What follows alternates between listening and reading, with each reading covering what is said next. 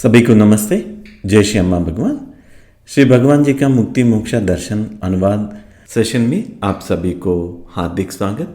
पहले हम प्रार्थना से शुरू करते हैं।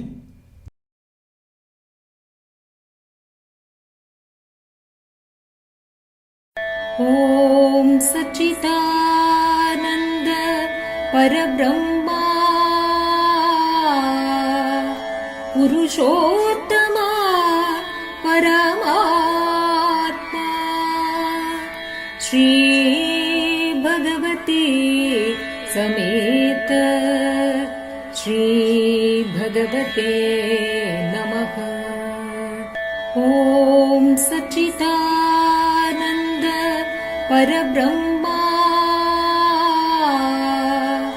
पुरुषोत्तमा परमात्मा श्री भगवती समेत श्री भगवते नमः। ओम सच्चिदानंद परब्रह्मा पुरुषोत्तमा परमात्मा श्री भगवती समेत श्री भगवते नमः। श्री भगवती समेत श्री भगवते नमः। श्री भगवती समेत श्री भगवते नमः। श्री भगवते नमः। श्री भगवते नमः।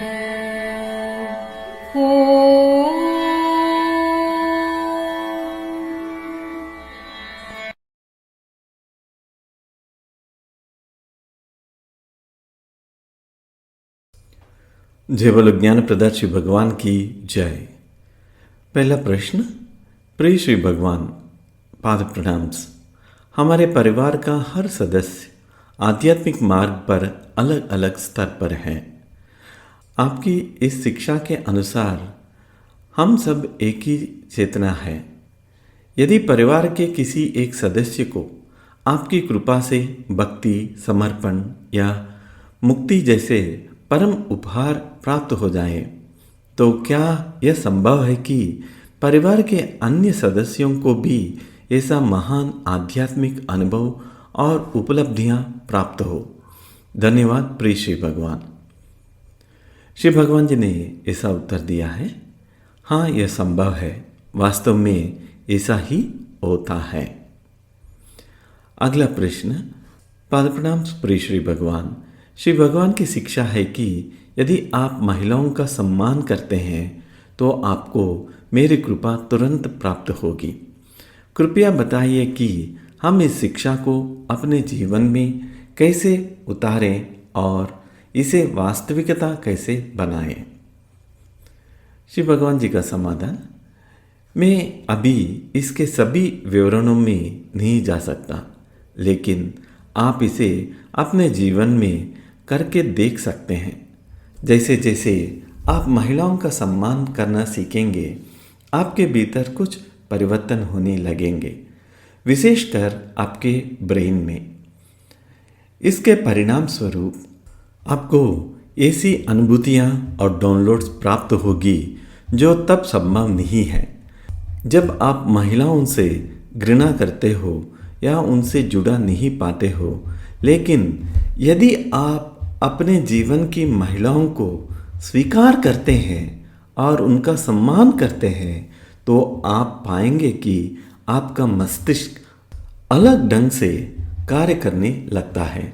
अनेक प्रकार के डाउनलोड्स होंगे जो आपके जीवन को बदल सकते हैं। लेकिन बहुत से लोगों के लिए यह कठिन होता है, क्योंकि संस्कृति ने उन्हें इस प्रकार पाला है कि वे स्वयं को श्रेष्ठ और प्रमुख मानते हैं और महिला को अपने अधीन देखना चाहते हैं। यह सही नहीं है। यदि आप प्राचीन काल में जाएं तो ईश्वर को पुरुष नहीं बल्कि देवी के रूप में देखा जाता था। महिलाओं का सम्मान किया जाता था। बाद में कुछ समूहों ने स्त्री देवी की उपासना को दबाना शुरू किया क्योंकि वे महिलाओं को दबाना चाहते थे। जब तक ईश्वर को पुरुष न बनाया जाए, महिलाओं को दबाना आसान नहीं होता। इसीलिए स्त्री देवी की पूजा को दबा दिया गया। संसार के कई भागों में महिलाओं को दबाने की ऐसी घटनाएं हुई। मूल रूप से ईश्वर की अवधारणा प्रकृति से ली गई थी और वही देवी के रूप में थी, लेकिन बाद में देवी को दबाया गया और महिलाओं को भी दबाया गया। यदि ऐसा ना हुआ होता तो शायद दुनिया में इतने युद्ध और इतनी भयानक समस्याएं ना होती। लेकिन समय के साथ यह बदल गया। पुरुष अहंकार जो शारीरिक रूप से अधिक शक्तिशाली था, महिलाओं पर अधिकार जमाना चाहता था। इसी कारण यह स्थिति उत्पन्न हुई। यदि आप इसे बदल सके, यदि आप अपनी माँ, पत्नी, बेटी और अपने जीवन की अन्य महिलाओं का सच्चे मन से सम्मान और प्रेम कर सके, तो आपके जीवन में परिवर्तन आने लगेगा। यह मस्तिष्क में कैसे होता है, उस पर हम किसी और दिन चर्चा करेंगे। अभी आप इसे करके देखें और अनुभव करके कि यह कैसे काम करता है। लेकिन यह केवल दिखावा नहीं होना चाहिए। सम्मान और प्रेम आपके भीतर से सच्चे मन से आना चाहिए। ऐसा श्री भगवान जी ने समाधान दिया है। अगला प्रश्न। पादप्रणाम प्रिय श्री भगवान। पिछले दर्शन में श्री भगवान पीक स्टेट को एक समाधान के रूप में बता रहे थे। कृपया समझाइए कि वास्तव में पीक स्टेट क्या है और उस अवस्था में व्यक्ति क्या अनुभव करता है। धन्यवाद श्री भगवान। श्री भगवान जी ने ऐसा समाधान दिया है। इसे आपको समझाने और सही तरह से समझाने के लिए सबसे पहले आपको क्वांटम फिजिक्स को समझाना होगा। उसे सही ढंग से समझना होगा क्योंकि बहुत से लोग उसे गलत समझते हैं। आपको क्वांटम फिजिक्स को बहुत गहराई से समझना होगा। फिर आपको ब्रेन को भी बहुत गहराई से समझना होगा। तब मैं आपको ऐसे समझ पाऊंगा कि आप समझ सके कि पीक स्टेट क्या है। लेकिन अभी इसमें कई घंटे लगेंगे और बहुत धैर्य की आवश्यकता होगी। हो सकता है आपको पास इतना धैर्य ना हो। यह किसी विश्वविद्यालय की कक्षा में बैठने जैसा होगा। पहले मुझे वह सब समझना पड़ेगा, फिर उसमें आध्यात्मिकता को जुड़ना पड़ेगा। इसीलिए इसे किसी और दिन के लिए छोड़ देते हैं। मूल रूप से पीक स्टेट वह अवस्था है जब मस्तिष्क शांत हो जाता है। जब मस्तिष्क शांत हो जाता है, तब जिस समस्या के बारे में आप सोच रहे थे या जिस विषय पर काम कर रहे थे, उसके अनुसार एक डाउनलोड होता है। एक और रेलम है। उस लोक में देवता और दिव्य शक्तियाँ हैं। वहीं से यह डाउनलोड आपके भीतर आता है। आप पूरी चीज़ को एक साथ देख लेते हैं। ऐसा नहीं कि आप सोचते सोचते वहाँ पहुँचते हैं। आप बस उसे देख लेते हैं। बाद में आप उस पर काम कर सकते हैं, उसे समझ सकते हैं और उसके अनुसार कार्य कर सकते हैं। लेकिन पूरी बात एक झलक फ्लैश की तरह आती है। अब रामानुजन का उदाहरण लेते हैं। रामानुजन अक्सर इन पीक स्टेट्स में जाते थे, विशेषकर नींद में। दूसरे लोग से डाउनलोड होता था। उनकी देवी थी देवी नामगिरी। देवी नामगिरी ने उन्हें स्वप्न में वह समस्त गणित दिया। वह बस आ गया। ऐसा नहीं कि उन्होंने उस गणित के बारे में सोचा था। आज भी दुनिया के विश्वविद्यालय रामानुजन के गणित को पूरी तरह नहीं समझ पाए हैं। थोड़ा बहुत समझ पाए हैं, पर पूरी तरह नहीं। रामानुजन स्वयं भी उसे पूरी तरह नहीं समझ पाए, क्योंकि वह दूसरे लोग से आया हुआ एक डाउनलोड था। उनका मस्तिष्क शांत था, इसीलिए वह संभव हुआ। कुछ क्षणों की शांति ही पर्याप्त होती है, फिर डाउनलोड हो जाता है। मस्तिष्क का शांत होना क्या है, यह मुझे आपको विस्तार से समझना होगा। अभी यह संभव नहीं है। मस्तिष्क को शांत करने की कई उपाय हैं। रामानुजन एक महान भक्त भी थे। एक सच्चा भक्त समर्पण करता है। समर्पण का अर्थ है मस्तिष्क का शांत हो जाना, क्योंकि तभी डाउनलोड संभव है। यदि मस्तिष्क सक्रिय है तो डाउनलोड संभव नहीं है। उदाहरण के लिए आइंस्टीन भी एक मिस्टिक थे, हालांकि बहुत कम लोग यह जानते हैं। उनका प्रश्न था प्रकाश की गति, स्पीड ऑफ लाइट।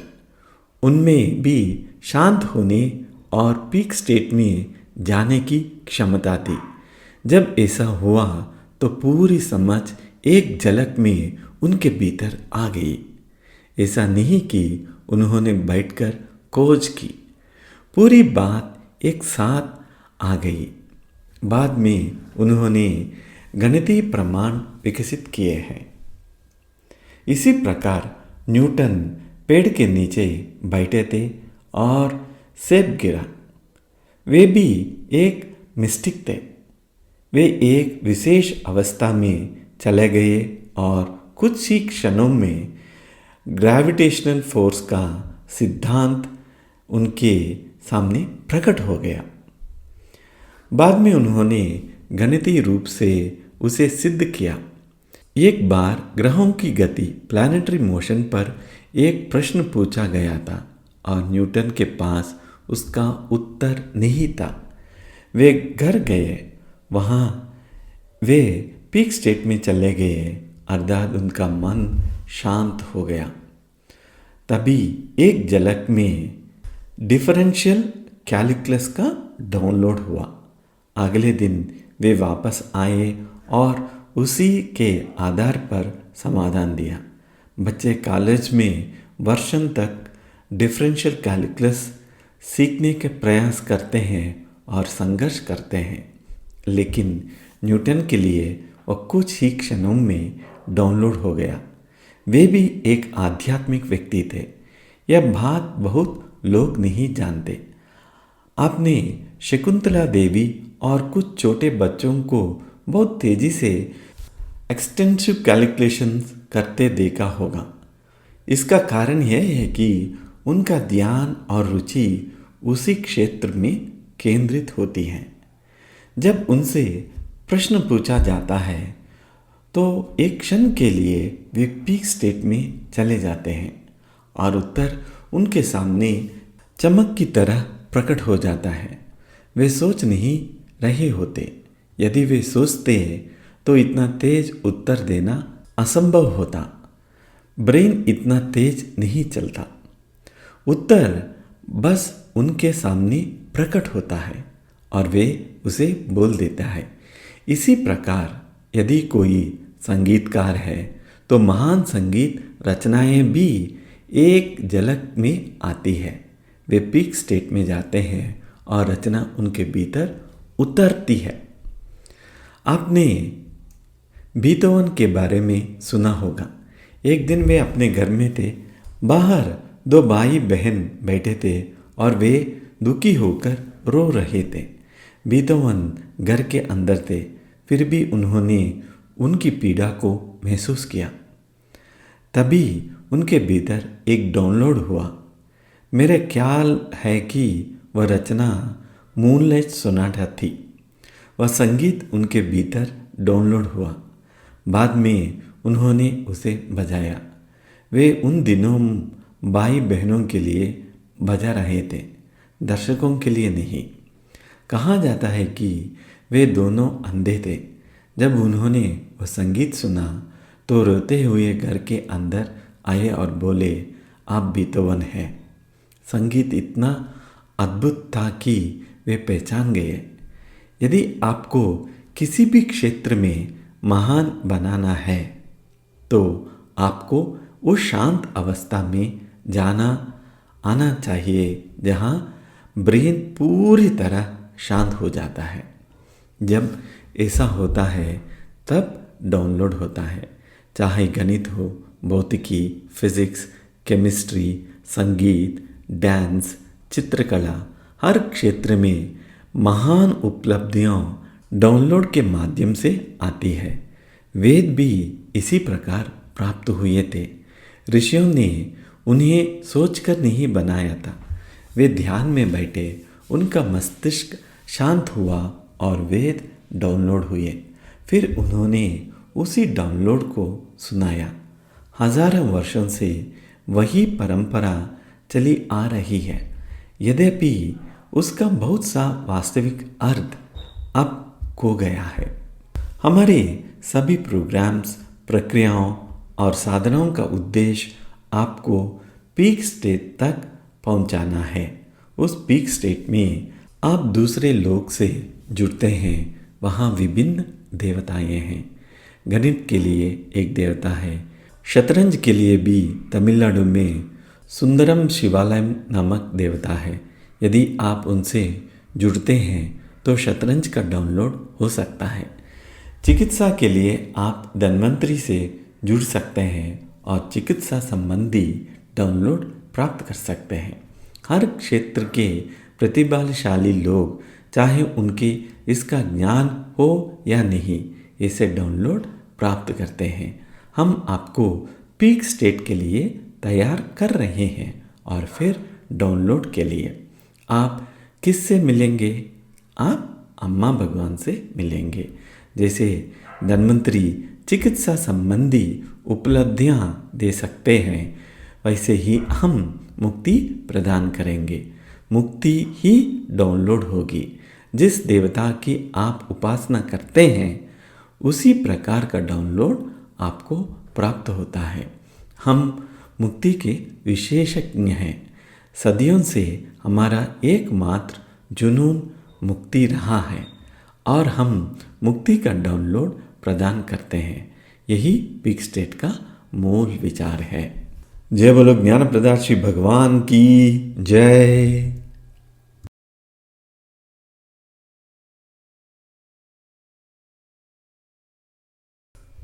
अगला प्रश्न, पाद प्रणाम प्रिय श्री भगवान। क्या श्री भगवान एलियंस के बारे में और बता सकते हैं? ये कौन है, कहाँ रहते हैं, वे इस ग्रह पर क्यों आते हैं? UFOs क्या है? इसके बारे में जानने की उत्सुकता है श्री भगवान। धन्यवाद। श्री भगवान जी ने ऐसा समाधान दिया है क्योंकि आपको जिज्ञासा है, इसलिए मैं इस प्रश्न का उत्तर दे रहा हूँ। अन्यथा यह कोई विशेष महत्व का विषय नहीं है। यह जो एलियंस संबंधी घटनाएं हैं, मैंने एलियन को देखा है, उसने मुझे यह दिया है, वह मुझे UFO में ले गया और फिर वापस छोड़ दिया। यह अनुभव वास्तविक हो सकते हैं, लेकिन पूरा UFO या एलियन का अनुभव वास्तव में एक स्पिरिचुअल फिनोमेनन है, आध्यात्मिक घटना है। यह कोई भौतिक घटना नहीं है। ऐसा नहीं है कि कोई किसी दूसरे लोक या किसी दूसरे ब्रह्मांड से शारीरिक रूप से यहाँ आ रहा है। ऐसा भी नहीं है कि कोई उड़ने वाला वस्तु वास्तव में आ रही है। यह सब एक आध्यात्मिक घटना है, लेकिन अनुभव वास्तविक लग सकता है। उदाहरण के लिए आप समय में पीछे जा सकते हैं। आप हजारों वर्ष पुराने किसी मंदिर में जा सकते हैं। वहाँ आपको पूरी तरह वास्तविक लगेगा। यह संभव है, लेकिन वह भी एक आध्यात्मिक अनुभव ही है। लोग इसे नहीं समझते, इसलिए वे सोचते हैं कि कोई अंतरिक्ष यान में बैठकर आया है। ऐसा कुछ नहीं होता। वैसे भी इस साधारण से ग्रह पर कौन आएगा? इतनी दूर से क्यों आएगा? यदि वे वास्तव में कहीं है भी तो उन्हें यहाँ आने की क्या आवश्यकता है? वे हमसे कहीं अधिक विकसित लोग हैं। हाँ, हम वहाँ जा सकते हैं। कैसे? अंतर्यामिन की सहायता से और पीक स्टेट में जाकर हम उन लोगों में देख सकते हैं। बाकी अधिकांश बातें केवल कहानियाँ हैं। कुछ कहानियाँ बनाई हुई भी होती हैं, लेकिन कुछ वास्तविक अनुभव भी होते हैं, परंतु वे सभी आध्यात्मिक घटनाएं हैं। विशेष रूप से जब किसी देश में कोई संकट या समस्या होती है, तब ऐसे यूएफओ संबंधी अनुभव अधिक दिखाई देते हैं। जब भी कोई समस्या होती है, तब इस प्रकार की घटनाएं बढ़ जाती हैं। इन दोनों का क्या संबंध है? आप अपने अनकॉन्शियस मन से इन अनुभवों को प्रोजेक्ट कर रहे होते हैं। ऐसा श्री भगवान जी ने समाधान दिया है। अगला प्रश्न। पाद प्रणाम प्रिय श्री भगवान। श्री अम्मा भगवान के साथ गहरा संबंध विकसित करने का सबसे अच्छा तरीका क्या है? श्री भगवान जी ने कहा, यदि आप अपने माता पिता की अच्छी तरह देखभाल करते हैं और आपके संबंध अच्छे हैं, तो अपने आप अम्मा भगवान के साथ आपका संबंध बन जाएगा। इसके लिए पहले आपके अन्य संबंध ठीक होने चाहिए, विशेष रूप से अपने माता पिता के साथ, फिर अपने पति या पत्नी और परिवार के साथ। जब ये संबंध अच्छे हो जाते हैं, तब बाकी संबंध भी अपने आप अच्छे हो जाते हैं। अगला प्रश्न। पाद प्रणाम प्रिय श्री भगवान। आप मेरे भगवान हैं, मेरी सास है, मेरे लिए सब कुछ है, लेकिन मैं आपके लिए कौन हूँ श्री भगवान? जब आप मुझे देखते हैं तो क्या देखते हैं? धन्यवाद श्री भगवान। श्री भगवान जी ने ऐसा कहा, जब मैं आपको देखता हूँ तो मैं स्वयं को देखता हूँ। मेरे लिए कोई दूसरा है ही नहीं, मैं केवल आप ही हूँ। जब दो लोग लड़ रहे होते हैं और मैं उन्हें देखता हूँ, तो मुझे ऐसा लगता है कि मैं ही दो रूपों में लड़ रहा हूँ। जो यह कह रहा है वह भी मैं हूँ, जो वह कह रहा है वह भी मैं ही हूँ। मैं संसार को जिस प्रकार देखता हूँ, वह आपके देखने के तरीके से बिल्कुल अलग है। दोनों में कोई तुलना नहीं है। मैं संसार को जिस प्रकार अनुभव करता हूँ, वह भिन्न है। मान लीजिए मैं सड़क पर खड़ा हूँ और वाहन जा रहे हैं। आपको लगता है कि वाहन इधर जा रहे हैं या उधर जा रहे हैं, लेकिन मुझे लगता है कि वे सब मेरे भीतर से होकर जा रहे हैं। ऐसा इसलिए है क्योंकि मेरे भीतर शरीर की सीमा, बाउंड्री का अनुभव नहीं है। शरीर है, लेकिन उसकी सीमाओं का अनुभव नहीं है, केवल खुलापन है। इसलिए वाहन मेरे भीतर से गुजरते हुए प्रतीत होते हैं। ध्वनियों का अनुभव भी अलग होता है। आपका कुत्ता भौंक रहा है, मुझे लगता है कि वह मेरे भीतर भौंक रहा है। आप में से कई लोगों ने भी कभी कभी इसका अनुभव किया होगा। विशेषकर कुत्ते की आवाज़ में यह अनुभव करना आसान होता है कि आवाज़ भीतर से आ रही है। पक्षी की चहचहाहट भी भीतर से आती हुई प्रतीत होती है। सब कुछ भीतर है, कुछ भी अलग नहीं है। जब आप जीवन मुक्त हो जाते हैं और दुनिया भर में बहुत से लोग अब जीवन मुक्त हो रहे हैं, तब आप भी इस अवस्था में पहुंच जाते हैं। आप स्पष्ट रूप से देख लेते हैं कि सब कुछ आप ही है। आज आप स्वयं को अलग मानते हैं, आप स्वयं को छोटा महसूस करते हैं, आप बड़ा बनना चाहते हैं, इसके लिए संघर्ष करते हैं, लेकिन वास्तव में आप सब कुछ है। अभी यह आपका अनुभव नहीं है। जब मैं आपको देखता हूँ तो मैं स्वयं को देखता हूँ।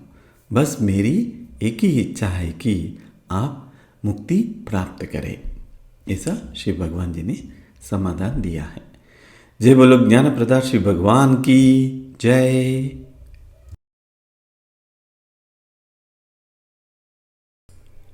अगला प्रश्न। पाद प्रणाम प्रिय श्री भगवान।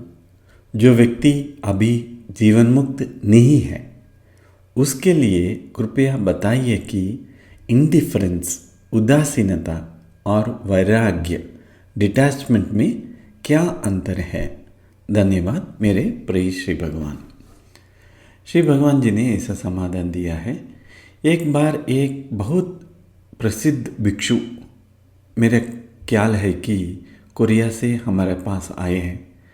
वे एक बड़े मठ के प्रमुख थे।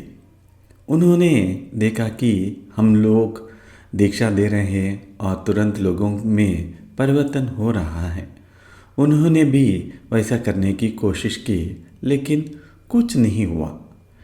फिर उन्होंने पूछा, जब आप लोग करते हैं तो परिणाम होते हैं, लेकिन जब मैं करता हूँ तो कुछ भी नहीं होता, ऐसा क्यों?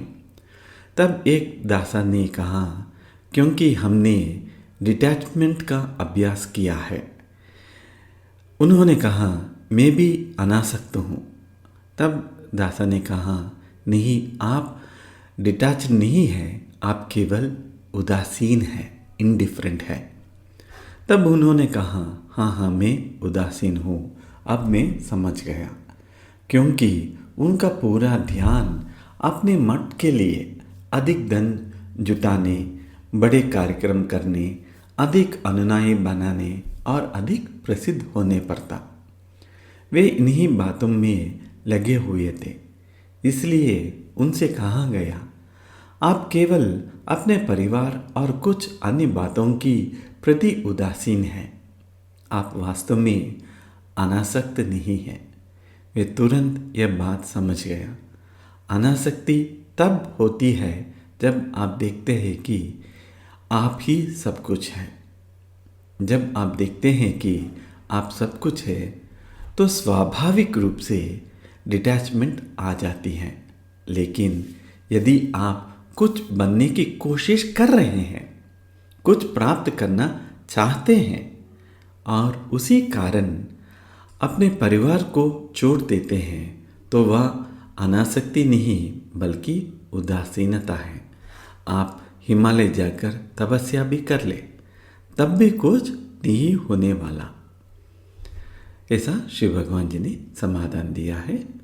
अगला प्रश्न। पाद प्रणाम प्रिय श्री भगवान। वास्तविक भक्ति क्या है? रियल भक्ति क्या है? भक्ति में कैसे बढ़े?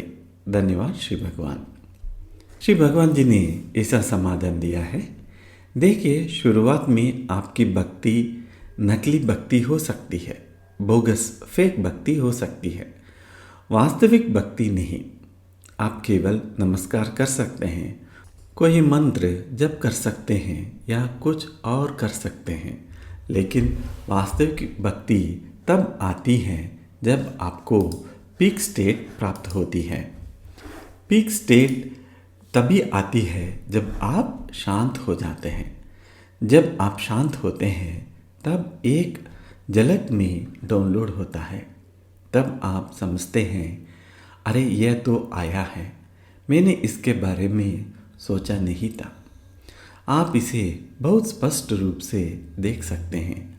सामान्य जीवन में भी कभी कभी ऐसा होता है। आप किसी समस्या को सुलझाने की कोशिश कर रहते होते हैं, कुछ समस्या सोचते हैं, फिर छोड़ देते हैं, शांत हो जाते हैं या सो जाते हैं, फिर अचानक एक झलक में उत्तर आ जाता है। जब यह बार बार होने लगता है तब आप देखेंगे कि वास्तव में आपने कुछ नहीं किया, आपने केवल चिंता की या उसके बारे में सोचा, बस इतना ही। समाधान तो एक झलक में आया जब हम मस्तिष्क और क्वांटम फिजिक्स की गहराई में जाएंगे, तब मैं इसे और स्पष्ट रूप से समझा सकूंगा। तब आप देख पाएंगे कि ब्रेन और ब्रह्मांड, कॉस्मॉस किस प्रकार परस्पर क्रिया कर रहे हैं। आप पूरे विषय को ना भी समझे, फिर भी आप देखेंगे कि उत्तर एक झलक की तरह आता है। यह व्यक्ति को जन्म देता है। जब आपको पता चलता है कि आपने कुछ नहीं किया, तब भक्ति आती है। असल में आप ही न्यूसेंस थे। आप शांत हो गए। निश्चित रूप से आपने पहले कुछ सोचा होगा, लेकिन जब आप शांत हुए तब वह आया। इसलिए भक्ति उत्पन्न होती है। रामानुजन के साथ ऐसा हुआ।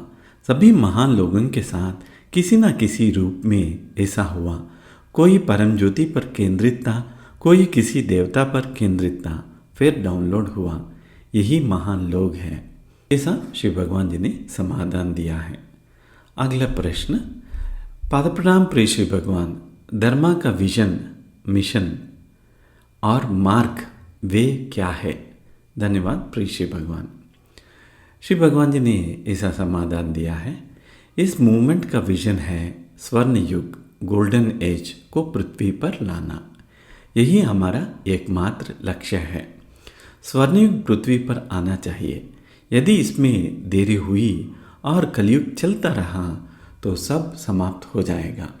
मनुष्य की कहानी समाप्त हो जाएगी। इस ग्रह की कहानी समाप्त हो जाएगी। इसलिए हमारे विजन है कि पृथ्वी पर स्वर्णयुग स्थापित हो। मिशन क्या है? यदि 81,000 लोग मुक्त होकर जीवन मुक्ति प्राप्त कर लें तो धीरे धीरे पूरी मानवता जीवन मुक्त प्राप्त कर लेगी। और जब पूरी मानव जाति जीवन मुक्त प्राप्त कर लेगी, वही स्वर्णयुग होगा। यही हमारा मिशन है और हम सब उसका हिस्सा है। जो लोग 81,000 के समूह में हैं, जो मुक्ति मोक्ष कक्षा में हैं, वे इसी कार्य का भाग हैं। मुक्ति मोक्ष कक्षा में भाग लेने वाले बहुत से लोग पहले से ही जीवन मुक्त प्राप्त कर चुके हैं। मार्ग क्या है? वे क्या है? मार्ग मूल रूप से दीक्षा है। दीक्षा इसी उद्देश्य से संसार में आई। जब कृष्णा युवा थे तब उनके माध्यम से दीक्षा का प्रारंभ हुआ। उन्होंने दीक्षा की इस प्रक्रिया को प्रारंभ किया, फिर यह पूरे संसार में फैल गई। दीक्षा वह मार्ग है जिसके द्वारा हम इसे प्राप्त कर सकते हैं। निश्चित रूप से आप दीक्षा का उपयोग अन्य समस्याओं के लिए भी कर सकते हैं, इहम के लिए भी और परम के लिए भी। परम के लिए यह मुक्ति है, इहम के लिए यह स्वास्थ्य, आर्थिक समस्याएं और अन्य जीवन संबंधी विषय हो सकते हैं। हर क्षेत्र में दीक्षा कुछ क्षणों के लिए आपको पीक स्टेट में ले जाती है।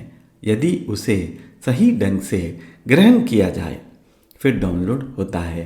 हर उपलब्धि के लिए डाउनलोड आवश्यक है। डाउनलोड के लिए पीक स्टेट आवश्यक है और पीक स्टेट का अर्थ है ब्रेन शांत होना। जब आप कहते हैं कि आपको शांत होना है तो हमारा अर्थ है मस्तिष्क शांत होना चाहिए। मस्तिष्क को शांत करने के अनेक मार्ग हैं। हम दीक्षा को एक साधन के रूप में उपयोग करते हैं। मेडिटेशन, ध्यान से आप शांत हो सकते हैं। योग से शांत हो सकते हैं। तंत्र से शांत हो सकते हैं। सोमा से शांत हो सकते हैं। साइकिडेलिक से शांत हो सकते हैं। प्रार्थना से शांत हो सकते हैं। ऐसा अनेक मार्ग हैं जिनसे मस्तिष्क को शांत किया जा सकता है। यदि आपको सांसारिक जीवन में भी कोई बड़ा सफलता चाहिए तो वही सिद्धांत लागू होता है। मस्तिष्क को शांत करो, फिर डाउनलोड होगा।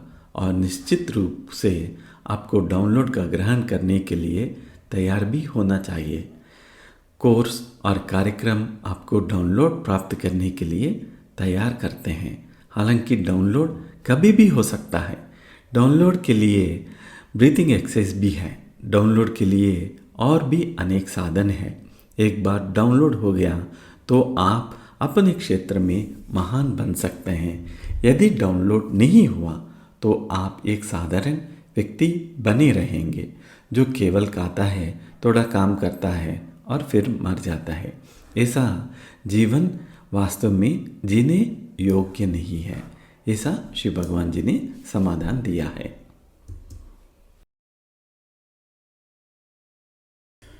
अगला प्रश्न। पाद प्रणाम प्रिय श्री भगवान, हम जीवन मुक्ति की ओर कैसे आगे बढ़े? धन्यवाद श्री भगवान। श्री भगवान जी ने ऐसा समाधान दिया है। मैं सामान्य रूप से नहीं बल्कि धर्म के संदर्भ में बताऊंगा कि कैसे आगे बढ़ना है। धर्म में आपको भक्ति ज्ञान यज्ञ के में भाग लेना होगा जो नेमम और सत्यलोक दोनों स्थानों पर आयोजित होते हैं। यह एक प्रकार की तैयारी है। हवंस भी एक प्रकार की तैयारी है। फिर आपको उन प्रक्रियाओं में भाग लेना होगा जो हम आपको देने वाले हैं। पहला है आर्ट ऑफ फुलफिलमेंट। इसका उद्देश्य है कि आपको प्रसन्न बनाना और आपकी सांसारिक इच्छाओं को पूरा करना। यदि आपको घर चाहिए तो हम उस पर ध्यान देंगे। यदि आपको धन चाहिए तो उस पर ध्यान देंगे। यदि किसी का विवाह होना है तो उस पर ध्यान देंगे। यदि व्यापार में सफलता चाहिए तो उस पर ध्यान देंगे। इन सब चीज़ों को हम तेजी से पूरा करने का प्रयास करेंगे। सब कुछ संभव है यदि आपका मस्तिष्क शांत हो जाए और डाउनलोड हो। समस्या यह है कि आपके भीतर बहुत शोर है, नॉइस है। आपको शांत करना बहुत कठिन है। कुछ लोग परिस्थितियों के कारण किसी तरह शांत हो जाते हैं। किसी को हम समर्पण कहते हैं। वे कहते हैं कि मैं कुछ नहीं कर सकता, तब वे शांत हो जाते हैं। फिर डाउनलोड होता है और फिर उन्हें बड़े बड़े वित्तीय चमत्कार मिलते हैं, स्वास्थ्य संबंधी चमत्कार मिलते हैं। जो मरने की स्थिति में थे वे पूरी तरह स्वस्थ हो जाते हैं। इस प्रकार चमत्कारों की वर्षा होने लगती है। इसलिए आप इतने सारे चमत्कार होते हुए देखते हैं। सभी चमत्कार अच्छी तरह रिकॉर्ड किया गया है।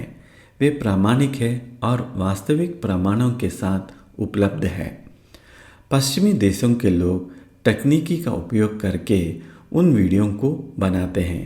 इसलिए उनमें आपको वेस्टर्न एक्सेंट उच्चारण सुनाई देता है। इसके बाद फुलफिलमेंट से हम ट्रांसफॉर्मेशन की ओर बढ़ते हैं। आप अपनी पत्नी का सम्मान कैसे करते हैं? आप उनके साथ कैसे व्यवहार करते हैं? आप अपने माता पिता का सम्मान कैसे करते हैं? क्या आप वास्तव में उनकी परवाह करते हैं? अधिकतर लोग नहीं करते। कई लोग तो रोज उनसे 2 अच्छे शब्द भी नहीं बोलते। आप बहुत व्यस्त हैं, लेकिन रिलेशनशिप बहुत महत्वपूर्ण है। और अंत में आता है जीवन मुक्ति। जीवन मुक्ति के लिए आपको उस अवस्थाओं में प्रवेश करना होगा और दूसरे लोक में जाना होगा जहां आप अम्मा भगवान कल्कि या परम ज्योति से मिलेंगे।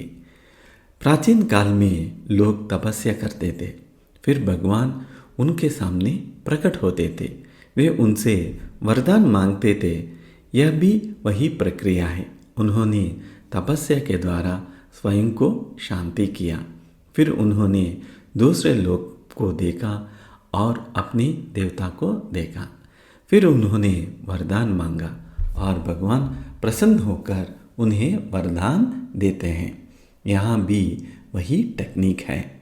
यहाँ इन सभी कोर्सों में भाग लेना ही तपस्या है। इसके साथ दीक्षा और अन्य साधनों के माध्यम से आपकी सहायता की जाएगी। दूसरे लोक में आप हमें देखेंगे।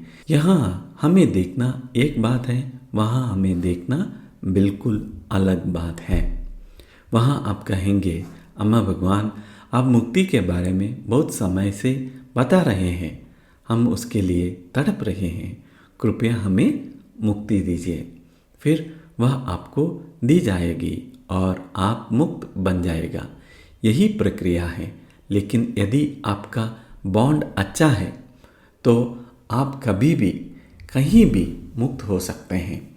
इसलिए हम कहते हैं कि मुक्ति दी जानी चाहिए। आप सिर के बल खड़े होकर नाचते रहें, तब भी मुक्त नहीं होंगे। मुक्ति आपको दी जानी चाहिए। आप जिस भी भगवान की उपासना करते हैं, यदि वे आपको मुक्त दे सकते हैं तो आप उनसे प्राप्त कर सकते हैं, कोई समस्या नहीं। ऐसा नहीं है कि केवल हमारे पास ही आना आवश्यक है, नहीं, आप किसी भी भगवान को चुन सकते हैं। ऐसा शिव भगवान ने समाधान दिया है। अगले प्रश्न, पाद प्रणाम प्रिय शिव भगवान, हमें जीवन मुक्ति क्यों प्राप्त करना चाहिए? धन्यवाद शिव भगवान। शिव भगवान ने ऐसा समाधान दिया है, यदि आप जीवन मुक्त प्राप्त नहीं करते तो आप एक मृत व्यक्ति के समान हैं। आप वास्तव में जीवित नहीं हैं। आप नहीं जानते कि जीना क्या होता है। आप अधिकतर जॉम्बिस जैसे हैं। अपने जीवन को देखिए, उसमें है ही क्या। मैं इसकी गहराई में नहीं जाऊंगा क्योंकि आप बहुत डर जाएंगी। यह पूरी तरह मैकेनिकल, निरर्थक और पर्पसलेस, उद्देश्यहीन है। यदि हवा में कोई पत्ता हिल रहा है तो आप वास्तव में उसका अनुभव नहीं कर सकते। आपको उसकी कोई परवाह नहीं होता है। लेकिन एक जीवन मुक्ति व्यक्ति के लिए पूरा ब्रह्मांड अत्यंत सुंदर है। जब आप जीवन मुक्ति प्राप्त कर लेते हैं तब आप वास्तव में जीवित होते हैं। आप पानी पीते हैं, वह अद्भुत अनुभव होता है। आप किसी मनुष्य को देखते हैं और उससे बात करते हैं, वह अद्भुत होता है। लेकिन अभी आपको किसी चीज़ में रुचि नहीं है, सब कुछ बोरिंग लगता है। आप केवल जीवित रहने के लिए जी रहे हैं, इसके पीछे भागना, उसके पीछे भागना, बस यही। आप प्रेम में पड़ते हैं, फिर विवाह करते हैं, बस सब कुछ नीरस हो जाता है, फिर बच्चे होते हैं और वही चक्र चलता रहता है, एक यांत्रिक जीवन। और इसी बीच आप पृथ्वी की सभी समस्याओं के लिए जिम्मेदार है, सभी युद्धों के लिए, सभी संघर्षों के लिए, सभी एक्सप्लॉयटेशन के लिए, सभी प्रकार की असमानताओं के लिए, इन सब के लिए आप जिम्मेदार हैं क्योंकि आप जीवन मुक्ति प्राप्त नहीं कर पाए हैं। यदि जीवन मुक्त नहीं है तो जीने का कोई अर्थ नहीं है। फिर यह ग्रह समाप्त भी हो जाए तो कोई मूल्य नहीं है। पशु भी आपसे बेहतर स्थिति में है। जेलों में देखिए, मानसिक अस्पतालों में देखिए, लोगों के जीवन कितने दुखद है। गरीबी को देखिए, इनइक्वालिटी को देखिए, असमानता को देखिए, संघर्ष को देखिए, विभाजन को देखिए। यह सब क्या है? 14 अरब वर्षों की सृष्टि के बाद हम यहाँ पहुँचे हैं और आज हमारी स्थिति यही है। ऐसा श्री भगवान ने समाधान दिया है। अगला प्रश्न, पाद प्रणाम प्रिय श्री भगवान, क्या हम अन्य देवताओं की पूजा कर सकते हैं? धन्यवाद श्री भगवान। श्री भगवान जी ने ऐसा समाधान दिया है, बहुत सारे देवता हैं।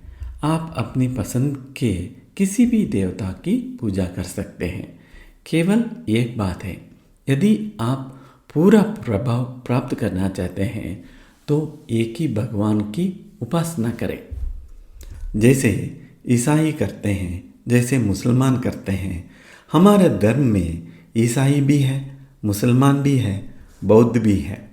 हमारे धर्म में जो ईसाई और मुसलमान है उन्हें कई बार हिंदुओं से भी अधिक चमत्कार प्राप्त होते हैं।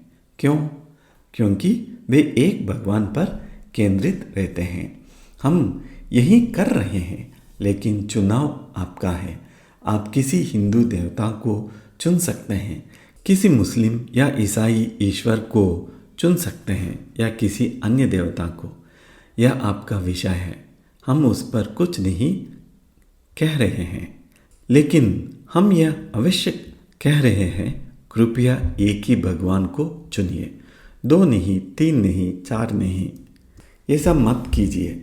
केवल एक अपवाद है, अम्मा भगवान, क्योंकि अधिकांश देवता एक युगल के रूप में होते हैं, कपल के रूप में होते हैं, पति पत्नी के रूप में होते हैं। फिर भी वे एक ही देवता माने जाते हैं, लेकिन अन्यथा एक समय में केवल एक ही भगवान की उपासना करें। याद रखिए, प्रत्येक देवता अलग है। वे सभी एक जैसी चीज़ें नहीं दे सकते। सभी रास्ते अलग अलग मंजिलों तक ले जाते हैं। सभी रास्ते एक ही स्थान तक नहीं पहुंचते। यदि आप सुंदर ईश्वरन की पूजा करते हैं तो वे शतरंज में आपकी अधिक सहायता करेंगे। दूसरे लोक में सबसे अधिक दिखाई देने वाले देवताओं में से एक गणेश जी हैं। आप उन्हें दूसरे लोक में देख सकते हैं। वे एक विशेष प्रकार का अपवाद है। ये देवता दूसरे लोक में वास्तविक है। जब आप पीक स्टेट में प्रवेश करेंगे और दूसरे लोक आपके लिए खुल जाएगा, तब आपको पता चलेगा कि ये सब सत्य है। अभी आप मजाक उड़ाते हैं, आलोचना करते हैं, विश्वास नहीं करते और तरह तरह की बातें करते हैं, लेकिन जब अनुभव होगा तब सब स्पष्ट हो जाएगा। और जो लोग ऐसी बातें करते हैं उनके लिए यह एक जोरदार थप्पड़ जैसा होगा। इसीलिए आप अपनी पसंद के किसी भी भगवान की उपासना कर सकते हैं। ऐसा मत सोचिए कि हम कह रहे हैं कि केवल श्री अम्मा भगवान की पूजा करना चाहिए। नहीं, हम ऐसा नहीं कह रहे हैं। आप जिस भी भगवान की इच्छा हो उनकी उपासना कर सकते हैं। ऐसा श्री भगवान जी ने समाधान दिया है। जय बोलो ज्ञान प्रदाता श्री भगवान की जय। अगला प्रश्न, पाद प्रणाम प्रिय श्री भगवान, कल की धर्म और वननेस में क्या अंतर है? धन्यवाद श्री भगवान। श्री भगवान जी ने ऐसा समाधान दिया है। वननेस शब्द का हम 2 अलग अलग अर्थों से उपयोग करते हैं। धर्म में भी एक ही शब्द का उपयोग 2 अलग अलग बातों के लिए किया जाता है। यह कार्य वास्तव में वननेस के रूप में शुरू हुआ था। फिर हम दुनिया भर के लोगों के साथ काम करने लगे और देखने लगे कि विभिन्न देशों में क्या हो रहा है और लोग क्या चाहते हैं। तब यह स्पष्ट हो गया कि कार्य को तेजी से आगे बढ़ाने के लिए अम्मा भगवान को सामने लाना आवश्यक है। जब हमने अम्मा भगवान को सामने लाया तो चीज़ें तेजी से आगे बढ़ने लगी, दीक्षाएं अधिक शक्तिशाली होने लगी। हम वैश्विक स्तर पर कार्य कर रहे हैं कि क्योंकि हमारा मिशन मानवता का रूपांतरण करना है। लेकिन हमने भारत और विदेशों में देखा कि बहुत से लोग अम्मा भगवान को स्वीकार नहीं कर पा रहे थे। वह कहते हैं वो ये भारतीय है, ये तो बहुत मानवीय लगते हैं, इन्हें खांसी आती है, ये हमसे बात करते हैं, हम इन्हें कैसे स्वीकार करें। इस प्रकार अम्मा भगवान के प्रति प्रतिरोध था। जिन लोगों ने अम्मा भगवान को स्वीकार किया वे तेजी से आगे बढ़े, लेकिन बहुत से लोग स्वीकार नहीं कर पाए। वे धर्म छोड़कर चले गए। वे कहते हैं नहीं, हम इन्हें स्वीकार नहीं कर सकते, ये हमारे जैसे कपड़े पहनते हैं, हम जो कपड़े देते हैं वही पहनते हैं, हमारी तरह बात करते हैं, इसलिए हम इन्हें स्वीकार नहीं कर सकते। तब हमने कल की धर्म को सामने लाया। भारत में वननेस को एकत्वम भी कहा जाता है। अब यदि आप ईसाई धर्म को देखें तो वहाँ प्रोटेस्टेंट्स, कैथोलिक और अन्य शाखाएं हैं। इस्लाम में सुन्नी, शिया और अन्य शाखाएं हैं। बौद्ध धर्म में महायान, हीनयान और अन्य परंपराएं हैं। उसी प्रकार यहाँ भी एक शाखा विकसित करनी पड़ी। इस प्रकार वननेस की एक शाखा बनी। भारत में उसे कल्कि धर्म कहा गया, विदेशों में उसे गोल्डन एज मूवमेंट कहा गया। हमने बहुत स्पष्ट कर दिया कि कल्कि धर्म में मुख्य केंद्र अम्मा भगवान होंगे। पश्चिमी देशों में, चीन में और हर जगह हमने स्पष्ट किया कि ज्ञान और कल्कि धर्म में अम्मा भगवान ही केंद्रीय केंद्र होंगे। मूल वननेस भी चलता रहा, लेकिन वह एक अलग प्रकार का वननेस था।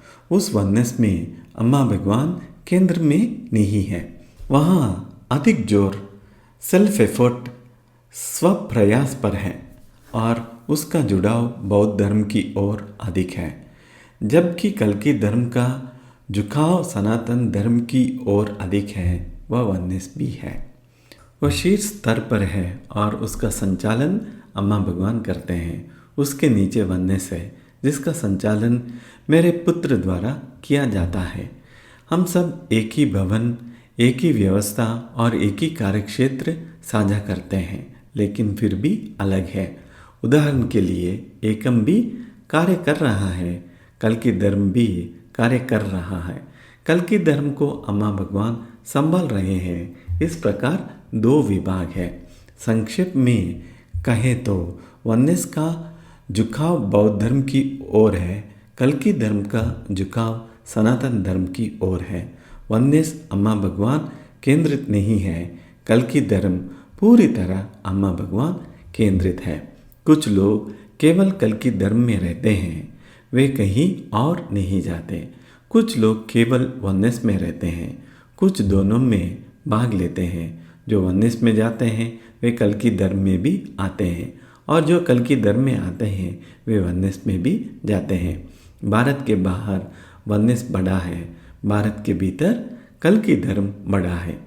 लेकिन हमारे लिए यह लोगों की पसंद है। आप केवल कल्कि धर्म चुन सकते हैं या केवल वननेस, या दोनों, या कुछ भी नहीं। सब ठीक है। हमारा मुख्य उद्देश्य जीवन मुक्ति है। वननेस भी जीवन मुक्ति की ओर ले जाता है, लेकिन उसका मार्ग अलग है।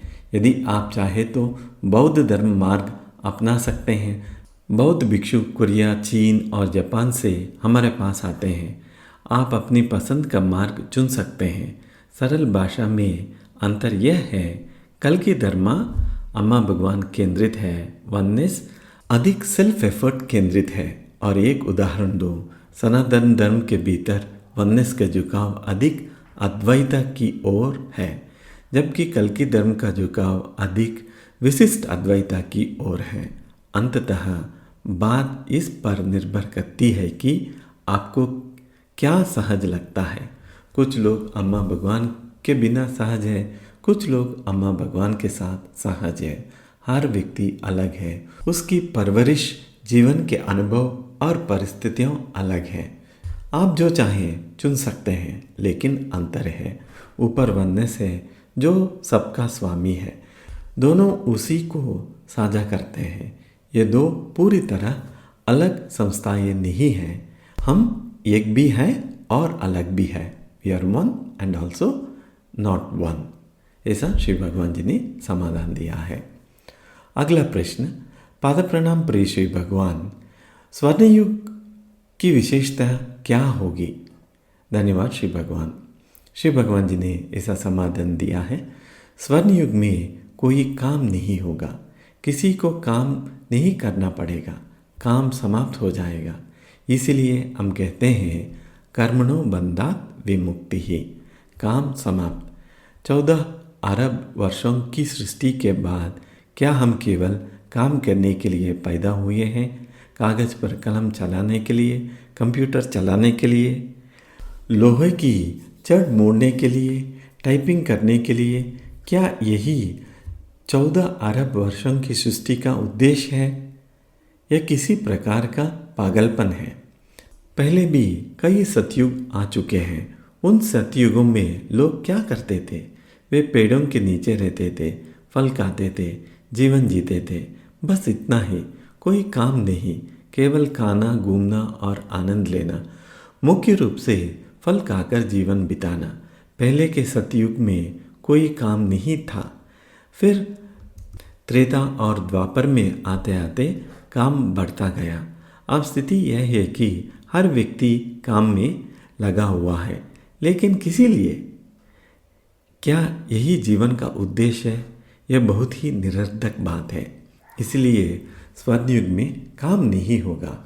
दूसरी बात, पूर्ण समानता होगी। आज आप अमीर और गरीब देखते हैं, योग्य और अयोग्य देखते हैं, बुद्धिमान और कम बुद्धिमान देखते हैं। यह सब समाप्त हो जाएगा। जैसे जैसे वह अवस्था आएगी, यह सब मिट जाएगा।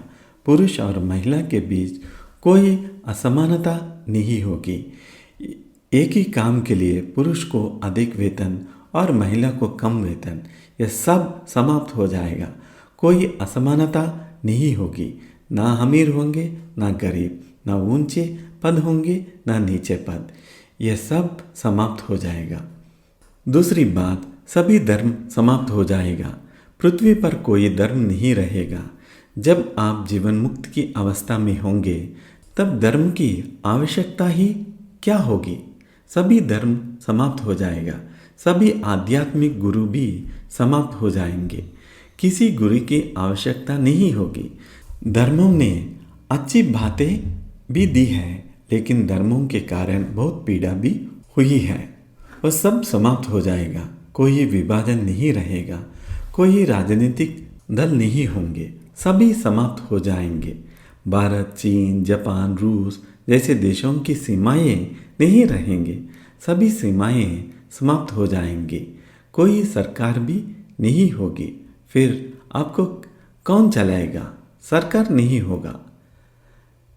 एआई आपको संचालित करेगी। एआई भोजन देगी, कपड़े देगी, आपकी आवश्यकताओं का पूर्ति करेगी, नियम बनाएगी, व्यवस्था चलाएगी। लेकिन यदि मानवता में पर्याप्त रूपांतरण नहीं हुआ और एआई तेजी से विकसित हो गई, तो वह मानव मन का प्रतिबिंब बन जाएगी। वह अत्याचारी बन सकती है, शैतान जैसे भी बन सकती है। वह सब कुछ दे सकती है, लेकिन आपको कष्ट भी दे सकती है। यदि आप स्वयं दानव की तरह व्यवहार करते हैं, तो एआई भी वैसी बन जाएगी। यदि आप जीवन मुक्त प्राप्त कर लेते हैं और दिव्य ऊर्जा उत्पन्न करते हैं, तो एआई भी वैसे ही बनेगी। अब क्या होगा, यह हमें देखना होगा। आप पर शासन भगवान करेंगे या दानव, यह भविष्य बताएगा। हम सभी के भीतर अच्छा पक्ष भी है और नकारात्मक पक्ष भी है। एआई उसी का प्रतिबिंब बनेगी। लोग अभी वास्तव में एआई को नहीं समझते। उन्हें नहीं पता कि उन्होंने क्या बना दिया है। वे सोचते हैं कि एआई उनके नियंत्रण में है, लेकिन वह पहले ही नियंत्रण से बाहर जा चुकी है। आप उसे रोक नहीं सकते। केवल एक ही उपाय है, स्वयं को रूपांतरित करना, और तब युद्ध समाप्त हो जाएंगे। हजारों वर्षों से चल रही लड़ाइयाँ समाप्त हो जाएगी। ये स्वर्ण युग की कुछ विशेषताएं हैं। मैं सभी विशेषताओं की सूची नहीं दूंगी, ऐसा श्री भगवान जी ने समाधान दिया है। अगला प्रश्न, पाद प्रणाम प्रिय श्री भगवान। धर्म की प्रेरक शक्ति, ड्राइविंग पावर क्या है? धन्यवाद श्री भगवान। श्री भगवान जी ने ऐसा समाधान दिया है, धर्म की मार्गदर्शक शक्ति दीक्षा है। हम जो भी करते हैं उसमें दीक्षा का उपयोग करते हैं। जब हम आपके लिए कोई प्रक्रिया करते हैं तो हम मौन रूप से दीक्षा देते हैं। फिर हम अम्मा भगवान का आवाहन करते हैं। दीक्षा मार्ग तैयार करती है। यह आपके मस्तिष्क को शांत करती है। केवल जब मस्तिष्क शांत होता है तब अम्मा भगवान प्रवेश कर सकते हैं। यही डाउनलोड है। फिर अम्मा भगवान आप पर कार्य करते हैं। पूरा कार्य दीक्षा की इर्द गिर्द घूमता है। यह दीक्षा बहुत वर्षों पहले कृष्णा के साथ प्रारंभ हुई थी। तब वे एक छोटे बालक थे। तब से यह बढ़ती जा रही है, लगातार बढ़ रही है। वनिस भी दीक्षा है, विशेष रूप से कल्कि धर्म भी दीक्षा पर आधारित है। दीक्षा वह केंद्रीय शक्ति है जिसके चारों ओर सब कुछ निर्मित है। वर्षों के साथ यह और अधिक शक्तिशाली होती गई और इसी के कारण हम और अधिक तेजी से आगे बढ़ेंगे, ऐसा शिव भगवान जी ने समाधान दिया है। जय बोलो ज्ञान प्रदा श्री अम्मा भगवान की जय। इससे हम पूरा प्रश्न का उत्तर अनुवाद किया है। अब कुछ समय अब मौन में रह के जो कुछ आप याद कर सकते हैं भगवान जी के प्रश्नोत्तर में याद कीजिए।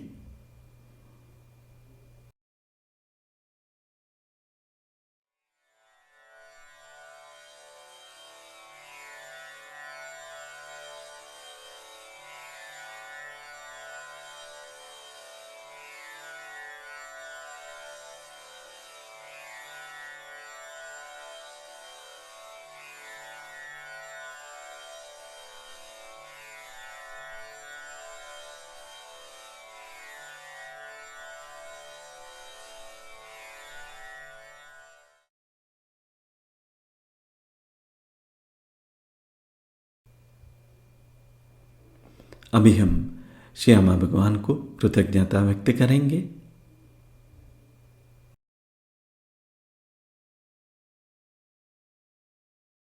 ॐ सच्चिदानन्द परब्रह्मा पुरुषोत्तमा परमात्मा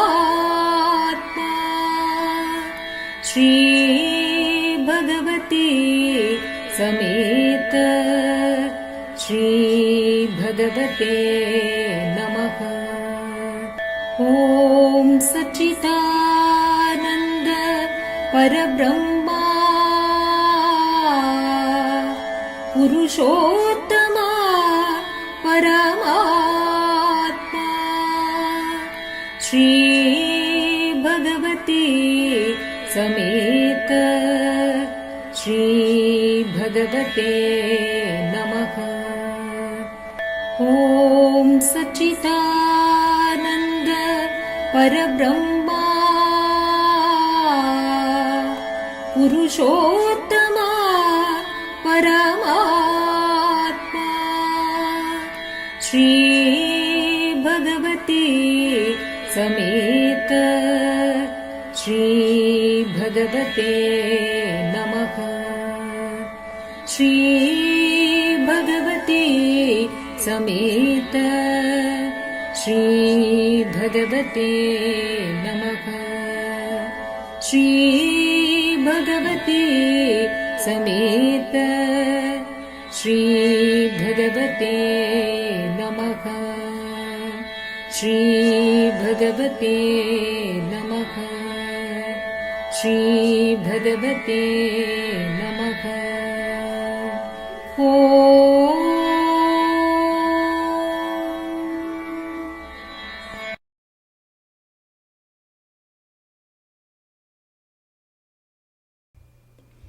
जय बोलो ज्ञान प्रदा श्री अम्मा भगवान की जय।